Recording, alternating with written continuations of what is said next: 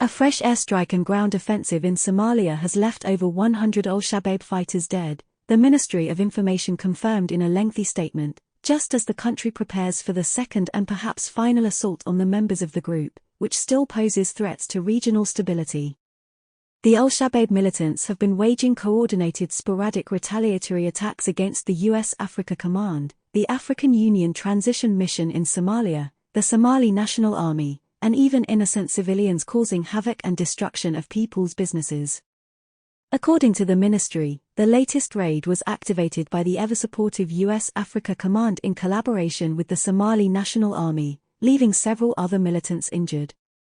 The attack targeted the Gao-Libaks and Sil-Kurak areas in central Somalia, causing huge losses to the militants. Several weapons and military vehicles were seized in the operation, with several militants also arrested pending prosecution, authorities said.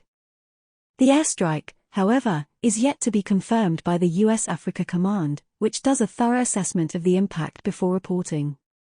For the past week, over 200 Al-Shabaab militants may have died following a series of operations across the country, with the local forces targeting Middle Juba, parts of Lower Juba, and Shobel regions according to statistics provided by the government. The U.S. Africa Command usually provides aerial surveillance in case of such operations and has been instrumental in degrading Al-Shabaab over the years. The U.S. Army returned to Somalia over 1 year ago after months of absence following unprecedented withdrawal. The operation against Al-Shabaab has intensified in recent weeks, with security forces now planning a second phase of operations in Jubaland and southwest states.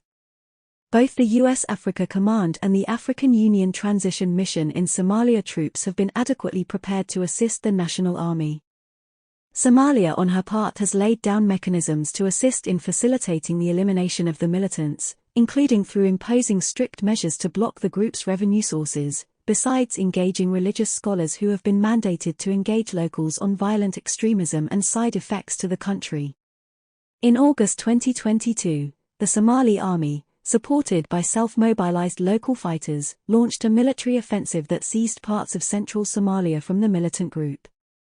The militants have struck back, raiding military bases and inflicting heavy losses on government forces in the south and central regions. The Somali government is aided by an African Union force and independently operating Ethiopian forces that are also fighting Al-Shabaab. The United States, Turkey, Eritrea, and the United Arab Emirates are among the nations training the Somali National Army.